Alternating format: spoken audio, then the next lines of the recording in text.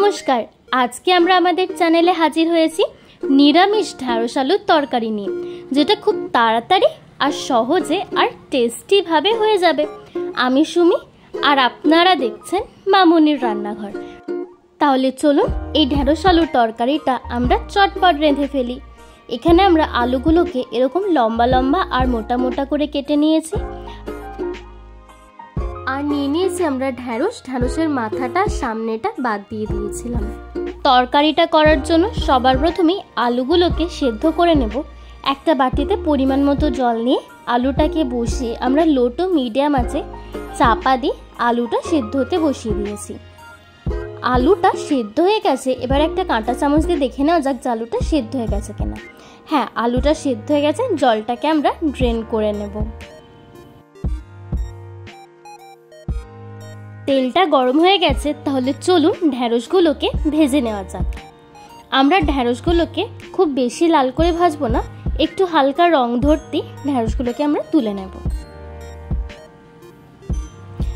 ঢ্যাঁড়সের রংটা হালকা পরিবর্তন হয়ে গেছে, মানে ঢ্যাঁড়সগুলো ভাজা হয়ে গেছে। কড়া থেকে আমরা ঢ্যাঁড়সগুলো ভালো করে তেল ঝরিয়ে তুলে নিলাম।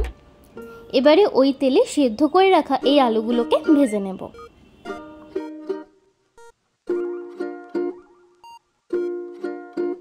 ঢ্যাঁড়স আলুর তরকারির জন্য আলুটা আমাদের ভাজা হয়ে গেছে, হালকা রং ধরে এসছে। আলুগুলোকে আমরা কড়া থেকে তুলে নিলাম।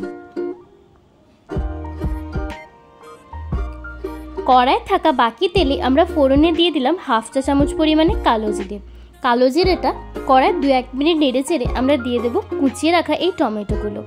মিডিয়াম সাইজের একটা টমেটোর আধখানা আমরা এখানে ছোট ছোট করে কুচিয়ে নিয়েছিলাম।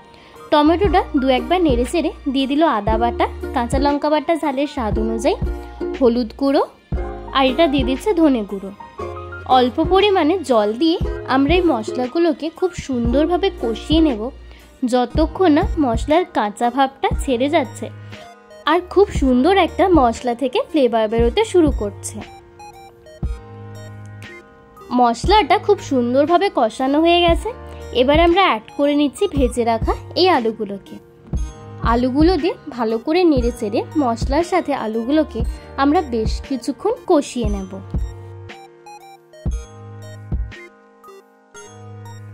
আলুগুলো বেশ কিছুক্ষণ মশলার সাথে কষিয়ে নিয়ে আমরা দিয়ে দিলাম পরিমাণ মতো ঈষৎ উষ্ণ জল।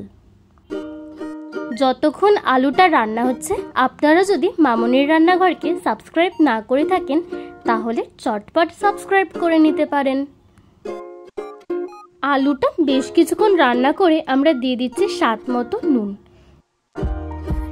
নুনটা দিয়ে আমরা চাপা দিয়ে মিডিয়াম আছে আলুটাকে বেশ কিছুক্ষণ রান্না করে নেব।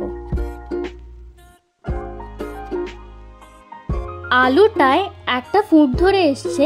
এই পর্যায়ে আমরা ভেজে রাখা ঢ্যাঁড়সগুলোকে অ্যাড করে নেব। আর আলুটা কিন্তু সেদ্ধ হয়ে গেছে। ঢ্যাঁড়সটা অ্যাড করে সর্ষে পোস্ত বাটাটা আমরা অ্যাড করে নিচ্ছি।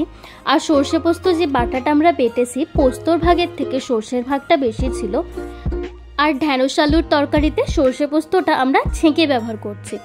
পরিমাণ মতো সর্ষের তেল দিয়ে আমরা ভালো করে রান্না করে নেব। বেশ কয়েকবার নেড়ে চেড়ে লো টু মিডিয়াম আছে ঢাকনা দিয়ে এই ঢ্যাঁড়স আলুটাকে আমরা আরও একবার রান্না করে নিচ্ছি। ঢাকনাটা খুলতেই দেখলাম যে আমাদের ঢ্যাঁড়স আলু একদম রেডি হয়ে গেছে, মানে নিরামিষ ঢ্যাঁড়স আলুর তরকারি। এটাকে এবার আমরা একটু স্ট্যান্ডিং টাইমে রেখে দিলে আজকের আমাদের নিরামিষ ঢ্যাঁড়স আলুর তরকারি হলে দেখা হচ্ছে পরের ভিডিও। ধন্যবাদ।